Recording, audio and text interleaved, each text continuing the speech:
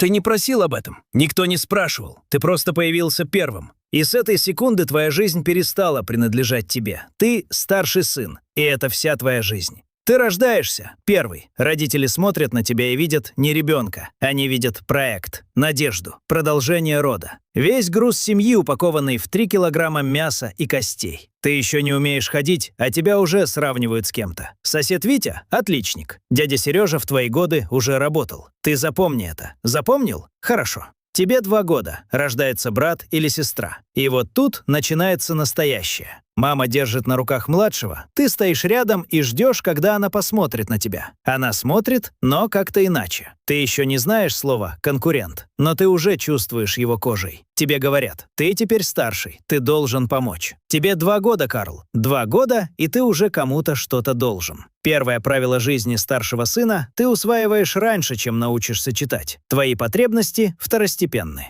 Младший плачет, бегут к младшему. Ты плачешь? Ну хватит уже, ты же большой. Большой, в 2 года. Детство у тебя есть, формально. Игрушки, мультики, день рождения с тортом. Но внутри тебя с самого начала живет какое-то напряжение. Ощущение, что ты под наблюдением, что нельзя расслабиться, что тебя оценивают. Потому что оценивают. Постоянно. Ты упал? Молодцы, сам встал. Младший упал? Ужас, бедный ребенок. Ты заболел? Лечись, не ной. Младший заболел? Весь дом на ушах. Ты не злишься, ты же старший. Ты понимаешь. Понимаешь, понимаешь, понимаешь.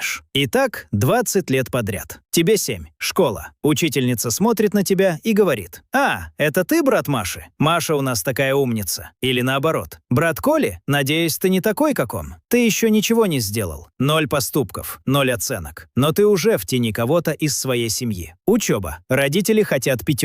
Не потому, что им нужны твои знания, а потому что 5 – это отчет перед соседями, родственниками, бабушкой. Ты – витрина семьи. Ты выставлен в окне. Смотри, какой у нас сын. 4 – катастрофа. Почему не 5? 5 – норма. Молодец, но надо стараться еще больше. Ты начинаешь понимать, похвала – это не награда, это просто пауза перед следующим требованием. 3 – это семейный скандал, это разочарование в глазах отца, это долгий разговор за ужином, это «мы столько в тебя вложили», хотя никто не спрашивал тебя, хочешь ли ты, чтобы в тебя вкладывали именно это. Кружки, секции. Ты ходишь на все подряд, не потому что хочешь, а потому что надо. Надо быть развитым, надо быть разносторонним, надо оправдывать ожидания. Плавание – 3 раза в неделю, музыкальная школа – 2 раза, английский – еще 2, домашнее задание – каждый день. Твое свободное время – это понятие из другого мира. Ты не жалуешься, ты же старший, ты справляешься. Справляешься, справляешься, справляешься. Одноклассники дерутся, балуются, прогуливают. Ты смотришь на них с завистью, которую не можешь назвать своим именем. Потому что тебе объяснили, хорошие мальчики так не делают. Тебе 10 лет, уже не мальчик. Ты ответственный человек. В 10 лет. Бабушка приходит в гости. Ты приглядывай за младшими, пока мы разговариваем. Ты нянька, бесплатная, по умолчанию, без права отказа. Младший брат разбивает твою любимую машинку. Ты злишься. Мама говорит: «Ты же старший, уступи». Ты уступаешь. Ты всегда уступаешь, потому что ты старший. 13 лет. Гормоны взрываются, как граната в закрытой комнате. Ты хочешь бунтовать, хочешь орать, хочешь ничего не делать, хочешь быть просто собой, злым, растерянным, непонятным подростком. Но тебе нельзя, потому что ты – пример для младших. Ты должен показывать правильное поведение. Ты должен быть образцом. Ты не можешь сказать «не хочу», не можешь хлопнуть дверью, не можешь заорать. Точнее, можешь, но тогда, ну и как ты себя ведешь? Они же на тебя смотрят. Твой бунт подавляется не силой, он подавляется чувством вины. Это гораздо эффективнее. Тебе говорят, ты подаешь пример, и ты чувствуешь, как это предложение сдавливает тебя, как тиски. Ты не можешь дышать, но виду не показываешь, потому что нельзя показывать слабость. Ты старший. Отец разговаривает с тобой иначе, чем с младшими. Серьезнее, жестче, как со взрослым. Ты должен понимать, ты уже большой. В мое время, в твои годы, в твое время – это 50 лет назад. Другая страна, другая планета. Но ты молчишь, потому что возражать – это неуважение. Первая влюбленность. Ты хочешь домой позже, тебе не разрешают. Ты же знаешь, нам нельзя оставлять младших одних. Ты знаешь, ты всегда знаешь, ты всегда все понимаешь. Друзья зовут на выходных куда-то. Нельзя. Надо помочь по дому. Надо отвезти сестру на занятия. Надо. Ты начинаешь строить стену внутри себя. Не злобу, просто дистанцию. Ты учишься не хотеть того, чего все равно не получишь. Это называется взросление. На самом деле это называется по-другому. Это называется подавление. Но ты об этом узнаешь позже, лет в 35, на сеансе у психолога, за деньги, которых и так нет. 15 лет. Отец серьезно болеет, мама работает двойную смену. Ты старший. Ты берешь на себя часть домашнего. Готовишь, убираешь, контролируешь уроки у младших. Никто не просит тебя официально. Просто это само собой разумеется. Ты старший, значит, ты тащишь. И ты тащишь, молча, потому что жаловаться — это слабость. Потому что у родителей и так тяжело. Потому что ты понимаешь. Ты всегда все понимаешь. Тебе 15 лет, 17, выпускной класс. Все вокруг думают, кем я хочу стать. Ты думаешь, кем я должен стать. Разница в одном слове, но это слово разрушает все. Ты хочешь рисовать, или писать, или уехать и посмотреть мир, или пойти в армию, или вообще взять паузу и разобраться, чего ты хочешь. Родители смотрят на тебя с конкретными ожиданиями. Юридический, или медицинский, или экономический. Что-то серьезное, что-то с будущим, что-то, о чем не стыдно рассказать на семейном ужине. Ты говоришь, что хочешь попробовать что-то другое. Отец смотрит тебе в глаза. Ты старший сын. Ты должен встать на ноги первым. На тебя смотрят младшие. Ты понимаешь, что в случае чего именно ты будешь отвечать за семью? Ты понимаешь. Ты всегда понимаешь. Ты поступаешь туда, куда надо, не туда, куда хочешь. Первый курс. Ты живешь в общежитии или дома. Неважно. Каждые выходные – домой. Помочь, поддержать, побыть рядом. Однокурсники тусят, прогуливают, влюбляются, экспериментируют. Ты учишься, потому что нельзя подвести, нельзя вылететь, нельзя оказаться слабым звеном. Стипендия. Ты отдаешь половину домой. Само собой, никто не заставляет. Просто так правильно. Ты же старший. Подрабатываешь. Ночные смены, если надо. Да надо, всегда надо. Ты не жалуешься, ты справляешься. Ты начинаешь встречаться с девушкой. Она красивая, умная, понимает тебя. Через полгода она говорит: «Ты всегда занят, ты всегда куда-то торопишься, ты никогда до конца не здесь». Ты хочешь объяснить, но как объяснить то, что живет внутри тебя с 2 лет? Вы расстаетесь. 22. Диплом в руках, работа найдена. Офис, стол, компьютер, начальник. И вдруг ты понимаешь что-то важное. Офис — это твоя семья. Только хуже. Здесь тоже есть старший. И этот старший — ты. Не потому, что ты занимаешь какую-то должность, а потому что ты так себя ведешь. Ты автоматически берешь на себя ответственность. Ты первым приходишь, последним уходишь. Ты берешь сложные задачи. Ты разруливаешь конфликты. Тебя не просили. Это просто ты. Начальник быстро замечает. Вот молодец, всегда можно рассчитывать. Тебе дают больше задач. Не больше денег, больше задач. Коллеги замечают. О, спроси у него, он разберется. Тебя используют как точку опоры. Это комплимент и приговор одновременно. Ты работаешь до 9 вечера. Коллеги уходят в 6. Ты берешь проект домой. Суббота – рабочий день, если надо. Тебе всегда надо. Повышение. Тебя повышают. Хорошо. Теперь ты отвечаешь не только за свою работу, но и за работу отдела. Зарплата выросла на 10%. Ответственность на 300. Ты справляешься. Молча. Родители звонят. «Ну как ты там? Слушай, у нас тут проблема с трубами. Ты не мог бы приехать на выходных? И деньги нужны немного. У отца давление скачет. Надо на анализы». Ты едешь, ты даешь, ты чинишь, потому что ты старший. Младший брат талантливый, говорят, но безалаберный. Ему прощается многое. Ему помогают всей семьей. Сбрасываются, покупают ему ноутбук, платят за курсы, вытаскивают из долгов. Тебе не помогали, ты справлялся сам. И тебя это не должно задевать. Ты же старший, ты справляешься. Задевает. 26. Тебе пора жениться. Так считают все вокруг. Ты и сам так считаешь. Тебя так воспитали. Ты встречаешь женщину. Хорошая, умная. Родители одобряют. Это важно, потому что ты все еще живешь с оглядкой на их одобрение, даже если сам этого не замечаешь. Свадьба. Ты берешь на себя организацию, потому что, ты понимаешь, ты старший. Тебе так привычнее. Ты все сделаешь правильно. Ипотека. Ты берешь ипотеку. Первым в семье. Это гордость и цепь одновременно. Теперь у тебя есть якорь на 20 лет. Рождается ребенок, твой. Ты смотришь на него, и в эту секунду, в первый раз за долгие годы, ты чувствуешь что-то чистое, без условий, без «должен». Просто любовь. Но ты не умеешь просто. Ты сразу начинаешь думать, что я должен ему дать, как я должен его воспитать, чтобы он не повторил твоих ошибок, чтобы у него было все, чего не было у тебя. Ты делаешь его первым, старшим. Ты не замечаешь этого. Пока. Родители стареют. Это происходит резко. Как будто ты не смотрел, а потом обернулся, и они уже другие. Медленнее, тише, уязвимее. И ты понимаешь, теперь ты отвечаешь за них тоже. Это не было сказано вслух. Это просто само собой разумеется. Ты старший сын, значит, ты присматриваешь, ты решаешь, ты координируешь. Врачи, таблетки, доктора, ремонт, деньги, телефонные звонки. Младший брат, он занят, у него свои проблемы. Ты понимаешь, ты всегда понимаешь.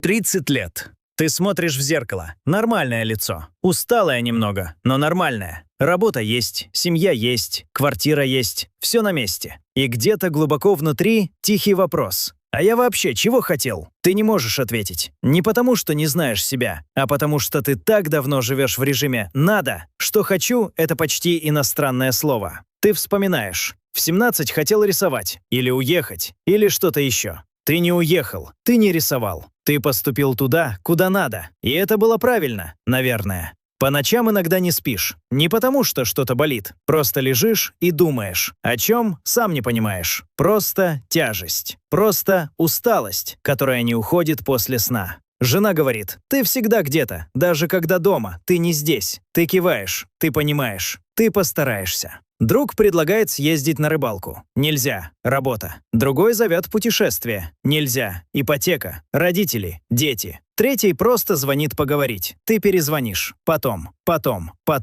Друзей становится меньше. Не потому, что они плохие, а потому, что у тебя нет ресурса. Ты тратишь все на семью, работу, родителей, обязательства. Для себя – 0. Это называется выгорание. Ты об этом читал в каком-то журнале. Но это же с другими людьми. Ты справляешься.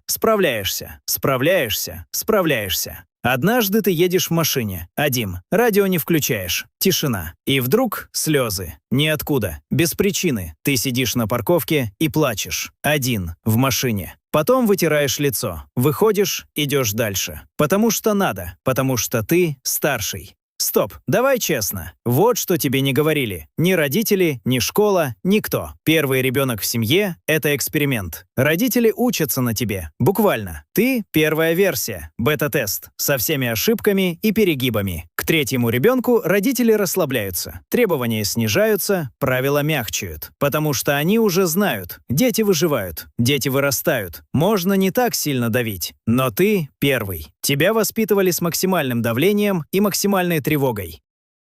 Наука подтверждает. Исследования показывают, старшие дети в среднем более ответственны, более амбициозны, более тревожны и более склонны к перфекционизму. Они чаще занимают руководящие позиции, и они чаще выгорают. Среди президентов и CEO компаний непропорционально много первенцев. Это не случайность, это последствия воспитания. Ты запрограммирован тащить, буквально с детства. Нейронные связи в твоем мозге выстроены так. Ответственность — это я. Ты не можешь просто отключиться. Это не лень и не слабость. Это твоя прошивка. Психологи называют это синдромом старшего ребенка. Гиперответственность, сложность с делегированием, проблемы с просьбами о помощи. Ощущение, что если ты не сделаешь, никто не сделает. Угадай, это про тебя? И вот что еще. Ты злишься на младших. Иногда. Тихо. Внутри. За то, что им было легче. За то, что им прощалось больше. За то, что они могли позволить себе быть слабее. Это нормальная злость. Она не делает тебя плохим человеком. Она говорит о том, что тебе было тяжело. Просто тебе никто не разрешал об этом говорить. 35. Отцу 65. Он болеет. Серьезно. Больница. Операция. Реабилитация. Ты берешь отгул. Потом еще один. Потом работаешь из больничного коридора на ноутбуке. Ты координируешь все. Врачи говорят тебе, потому что ты старший сын. Ты переводишь медицинский язык на человеческий для мамы. Ты звонишь брату. Приедь, отцу плохо. Брат приезжает, сидит 2 дня. Потом, ну, у меня дела, уезжает. Ты остаешься, как всегда. Ты не злишься на брата, ты понимаешь, у него своя жизнь. Но внутри что-то сжимается. Потому что это несправедливо. Потому что ты тоже человек. Потому что у тебя тоже есть жизнь. Но ты молчишь. Потому что время не то. Сейчас важнее другое. Отцу плохо. Отец выздоравливает. Медленно. Ты видишь, что он стал меньше. Как будто что-то ушло. Тот строгий мужчина, который смотрел на тебя и требовал, он стал просто пожилым человеком, которому нужна помощь. И ты помогаешь. Без вопросов. Но однажды отец смотрит на тебя и говорит: «Ты знаешь, я, наверное, слишком много с тебя требовал. Ты маленький был. Ты не знаешь, что ответить. Это не извинение. Это просто наблюдение. Но ты впервые слышишь это. Ты говоришь: «Все нормально, пап». Потому что, что еще скажешь? Но что-то внутри тебя слегка сдвигается. Маленький камень. Первый. Твой старший сын. Ему 8. Ты смотришь на него и узнаешь себя. Серьезный, ответственный, немного напряженный. Всегда старается, никогда не жалуется. И ты понимаешь, ты делаешь то же самое. Ты ждешь от него больше, чем от младшего. Ты говоришь ему: «Ты старший, должен подавать пример». Ты требуешь с него строже. Ты прощаешь ему меньше. Ты видишь это. Впервые видишь четко. Как будто смотришь в зеркало и видишь не себя, а своего отца. Это момент. Важный. Потому что именно здесь ты можешь сделать выбор. Первый настоящий выбор за долгие годы. Ты можешь продолжить цепочку. Ты старший. Ты должен. Ты обязан. Или ты можешь остановиться. Это непросто. Паттерны, которые в тебе живут с 2 лет, не исчезают от одного решения. Они сидят глубоко. Они — часть тебя. Но ты можешь начать. Медленно. Помаленьку. Сказать старшему сыну: «Ты не обязан быть идеальным. Ты просто мой сын». Этого достаточно. Сказать и самому себе тоже. Потому что тебе это тоже нужно. Знаешь, что самое странное в жизни старшего сына? Тебя все уважают, тебе доверяют, на тебя рассчитывают. Но тебя никто не спрашивает: «Как ты?» Неформально, не «все нормально» на бегу, а по-настоящему. Тебе тяжело? Что тебе нужно? Чего тебе хочется? Потому что ты старший, ты справляешься. Зачем спрашивать? И ты сам научился не просить. Это происходит так постепенно, что ты даже не замечаешь. Ты просто перестаешь формулировать свои желания. Зачем? Все равно будет «надо». Ты берешь на себя чужое горе. Буквально. Когда в семье проблема, все приходят к тебе. Ты выслушиваешь, ты советуешь, ты помогаешь. А потом ты идешь домой, и тебе плохо, тяжело. Но ты не звонишь маме и не говоришь: «Мне плохо, поговори со мной». Ты просто справляешься. Тебя никогда не учили просить о помощи. Потому что ты старший. Потому что есть люди, которым тяжелее. Потому что ты справляешься. Это самая большая ловушка. Потому что человек, который никогда не просит помощи, в один день просто ломается. Без предупреждения, без звонка. Просто все. Больше не могу. Ты знаешь таких людей. Ты, может быть, был рядом с кем-то, когда это случилось, и думал: как это так? Он же всегда справлялся. Вот именно. 40 лет, день рождения. За столом — семья. Дети, жена, родители, брат с семьей. Тост. За тебя. Ты наша опора. Что бы мы без тебя делали? Все смеются. Кто-то говорит: это точно. Ты улыбаешься. Поднимаешь рюмку. Опора. 40 лет — опора. Ты думаешь: а кто опора для меня? Ты не говоришь это вслух. Время не то. Да и вообще, зачем? Ты же понимаешь. Ты всегда все понимаешь. Статистика твоей жизни к 40 годам. Лет потрачено на чужие ожидания примерно 35. Раз сказал «я не могу» без извинений — 3 максимум. Раз позволил себе расплакаться при ком-то — 0. Желаний, от которых отказался ради надо, не считал. Много. Друзей, с которыми потерял связь, потому что нет времени — 7. Раз слышал «ты молодец» просто так, без повода — ты не помнишь. Здоровье. Спина болит, давление скачет, желудок, хронический недосып. Тревога фоновая, почти незаметная. Почти. Ты никогда не был на больничном по-настоящему. Это не достижение, это симптом. Если бы ты мог написать письмо себе, тому, которому 2 года, или 7, или 17, что бы ты написал? Может быть, вот это? Ты не обязан быть сильнее всех. Сила — это не отсутствие слабости. Сила — это когда ты можешь сказать «мне нужна помощь» и не умереть от стыда. Твои желания не менее важны, чем желания тех, кого ты любишь. Ты имеешь право хотеть. Ты имеешь право выбирать. Ты имеешь право ошибаться так же, как младшие. Старший — это просто очередность рождения. Это не приговор. Это не должность, это не крест. Родители любили тебя по-своему, неловко, с перегибами, но любили. Они не специально, они просто не знали иначе. Их также воспитывали. Это не снимает с тебя боль, но, может, немного объясняет ее. И главное, то, что ты тащил все это время, это видно, это важно, это имело значение. Но ты заслуживал большего. Ты заслуживал, чтобы кто-то тащил из-за тебя, хотя бы иногда.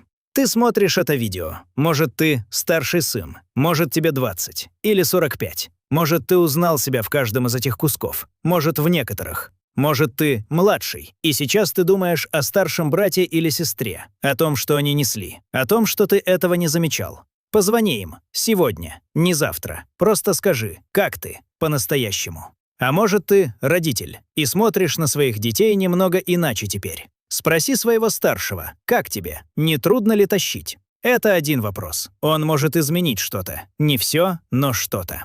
Старший сын — это не роль супергероя. Это просто человек, которому повезло родиться первым. Или не повезло. Зависит от семьи. Ты не обязан быть опорой. Ты имеешь право просто быть. Итог твоей жизни к 40. Объективно. Ты вырастил детей, поднял на ноги младших, помог родителям, построил карьеру, выплачиваешь ипотеку. Ты надежный, ты ответственный, ты человек слова. Это все правда. И это все достижение. Но знаешь, что еще правда? Ты никогда не узнал, кем бы стал, если бы выбирал сам. С самого начала. Без груза, без надо. Может, тем же самым человеком, может, другим. Ты не узнаешь. Этот вариант жизни не существует. Но существует сегодняшний день и завтрашний. И в них ты все еще можешь выбрать что-то для себя. Маленькое, не переворот. Просто что-то свое. Это и есть свобода старшего сына. Не громкая, не героическая, но настоящая. Ты старший сын, и это вся твоя жизнь. Но жизнь еще не закончилась.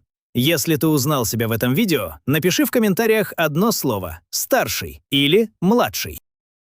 Или «единственный». Я хочу знать, кто вы. И если ты хочешь узнать, как живет средний ребенок в семье, он там, в следующем видео. Спойлер. У него своя отдельная трагедия. Совсем другая, но не менее тяжелая. Подписывайся. Здесь мы говорим о том, о чем обычно молчат.